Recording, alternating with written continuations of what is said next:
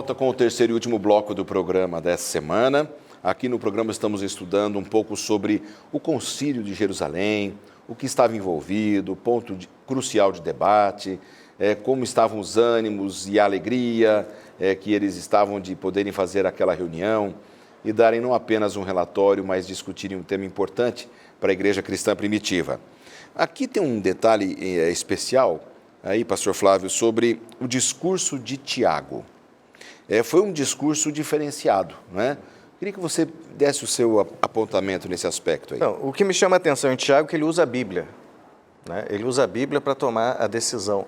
Eu acho que esse é um exemplo importante para nós. Entendi. Usarmos a Bíblia. Ele vai usar aqui o livro de Amós.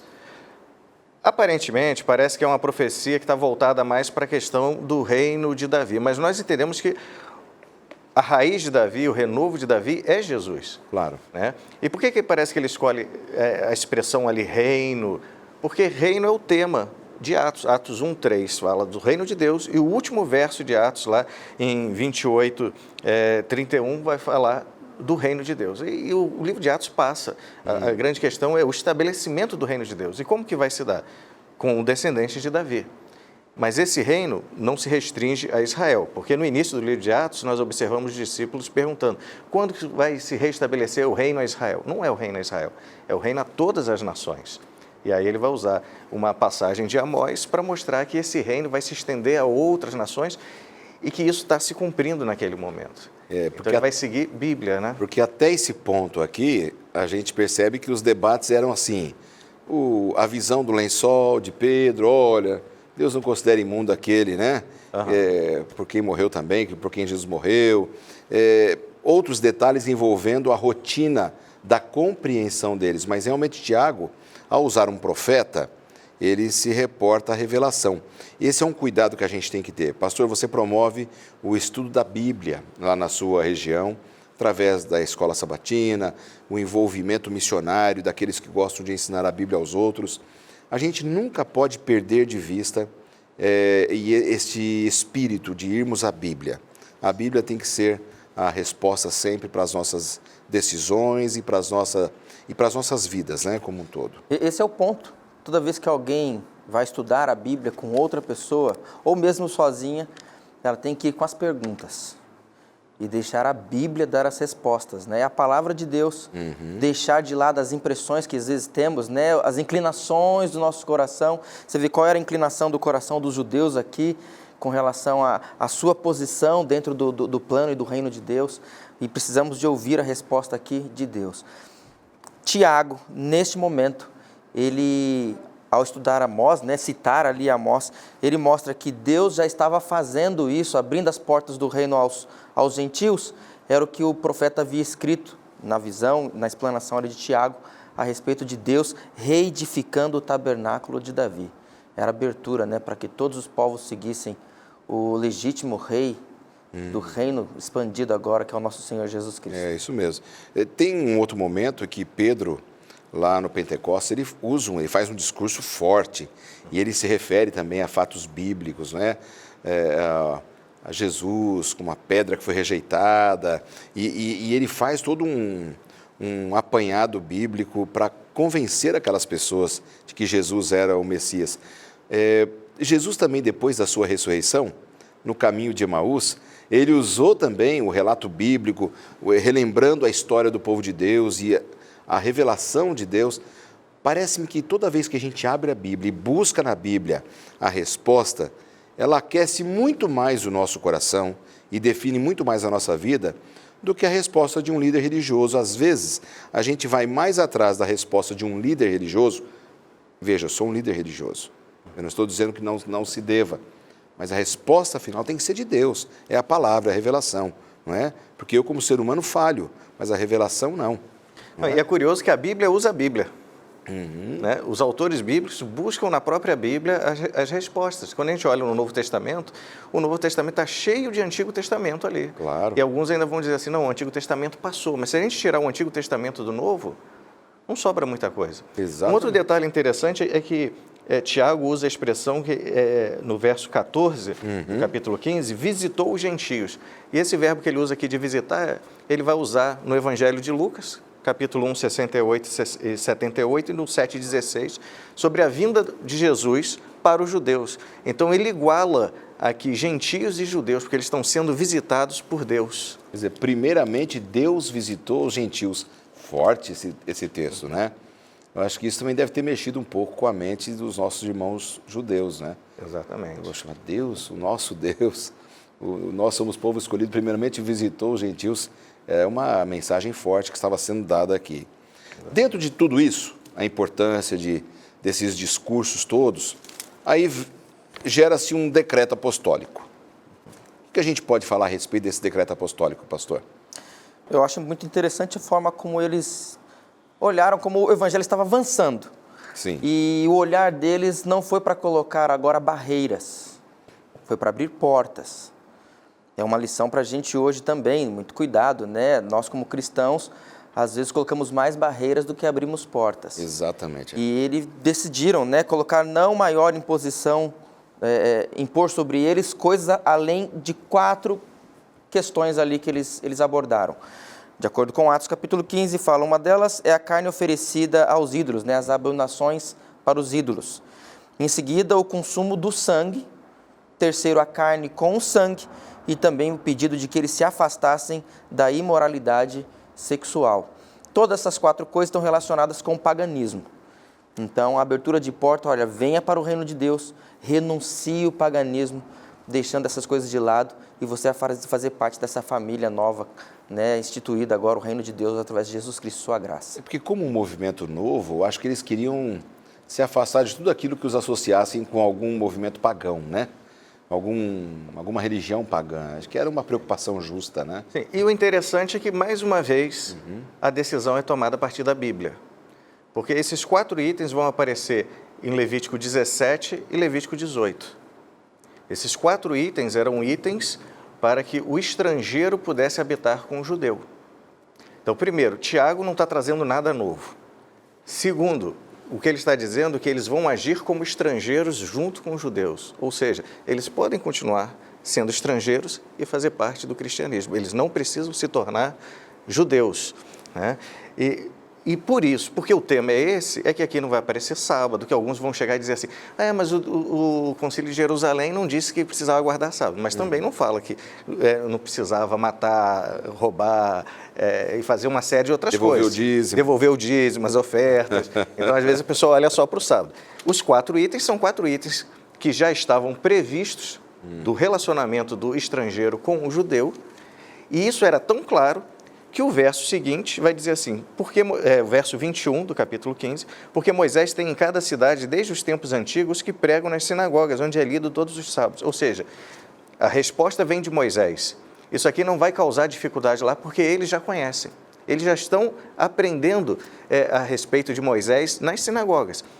Se a gente olhar um pouquinho para trás em Atos capítulo 13, que foi o estudo de lições anteriores, quem está ensinando aos sábados e na sinagoga a lei para o pessoal de Antioquia? Paulo.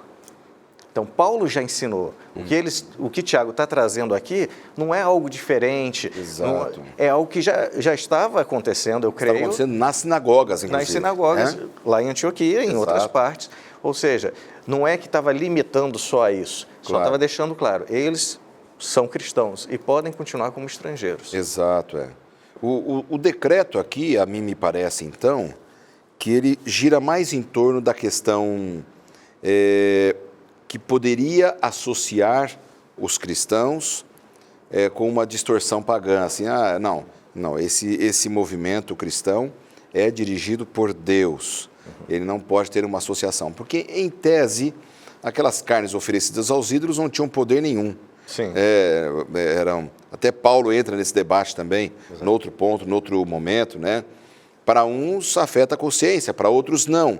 Então, quer dizer, era uma coisa que durante um bom tempo ainda, a gente percebe que entre os apóstolos se discutia. Quer dizer, o decreto já havia sido elaborado para realmente fazer essa distinção entre o povo de Deus e o povo que não era de Deus, né? Acho que era mais esse cuidado. Sim, aí que a gente e não era, você vê que não era realmente apenas preocupado com o que comiam ou bebiam, né?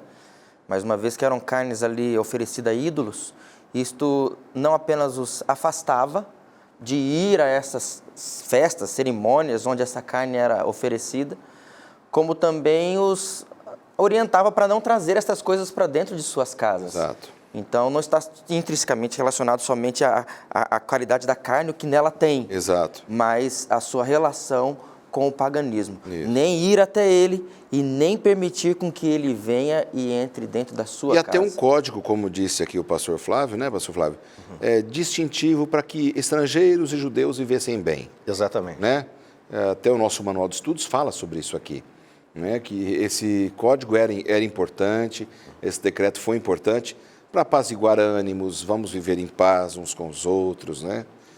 E os judeus estavam querendo que eles cumprissem a lei de Moisés e isso estava na lei. Exato. Quer dizer, parece que eles não estavam prestando tanta atenção no que está na lei. Né? Exatamente. Quer dizer, foi um bom decreto, né? Um divisor de águas ali para trazer paz ali ao povo de Israel, ao Israel espiritual agora sendo chamado, né?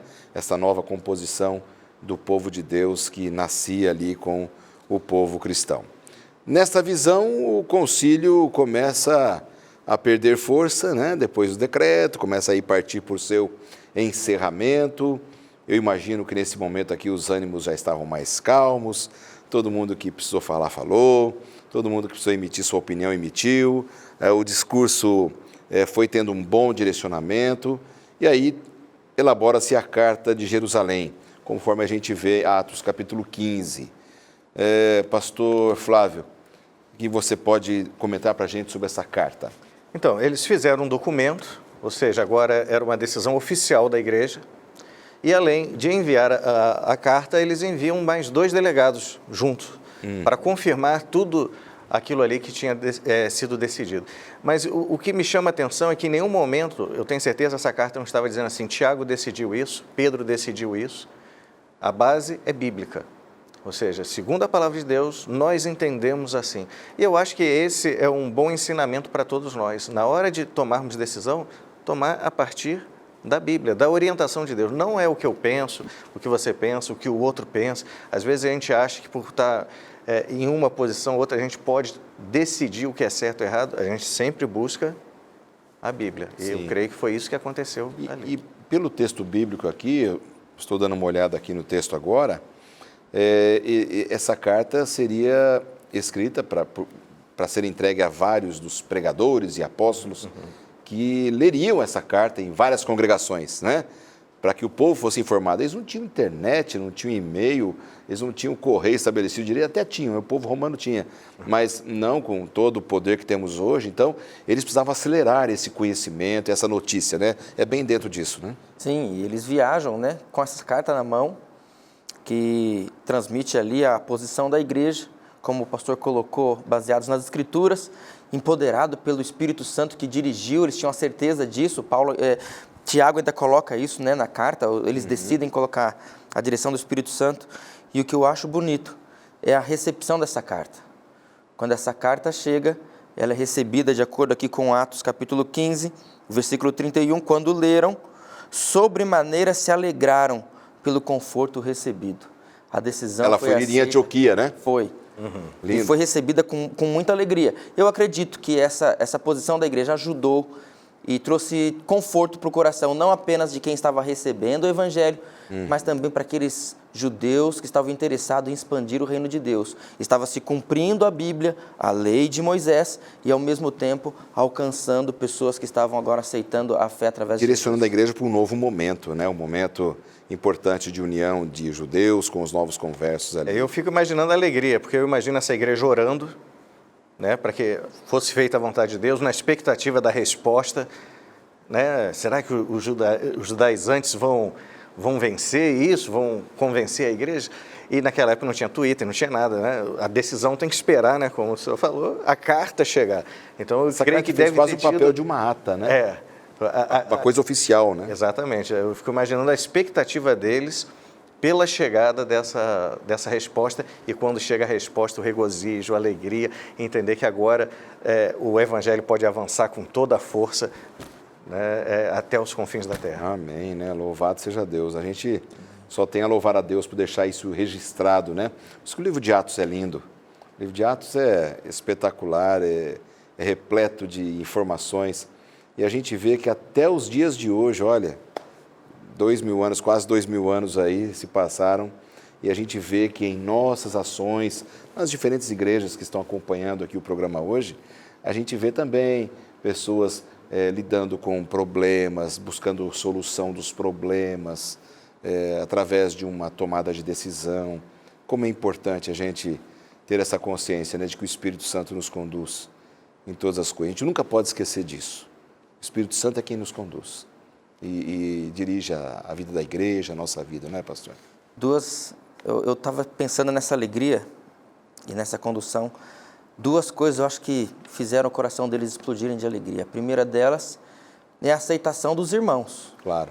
Ali estavam os líderes, não só os apóstolos, mas os líderes judeus, cristãos, estavam ali reunidos e ao receber essa carta eles tinham a aceitação deles como um único povo. Mas acima de tudo, a confirmação de que Deus realmente havia aberto as portas. Desde sempre, né? Mas agora de uma forma confirmada também por aqueles a quem eles tinham uma estima muito grande. É verdade. Né? Você ouvir da boca de pessoas que você sabe que tem conhecimento, que são usadas por Deus, de que Deus os ama, de que Deus os queria e que estavam e faziam parte do reino de Deus. Nós somos esses portas-vozes hoje e precisamos levar essa mensagem de aceitação a todas as pessoas. Vão receber essa mensagem com alegria. Amém. É isso mesmo. Meus amigos, meu tempo se foi. Eu gostaria de ficar aqui mais tempo conversando com vocês, mas vem aí um próximo programa na TV Novo Tempo que a gente tem que entregar, não é? Obrigado pela participação de vocês, meus amigos. Na próxima semana a gente espera vocês aqui mais uma vez. E obrigado a você, amigo da Novo Tempo, pela sua audiência. Que Deus abençoe muito a cada um de vocês. E na próxima semana a gente se encontra aqui mais uma vez para estudarmos a palavra de Deus juntos. Um forte abraço, Deus abençoe a todos.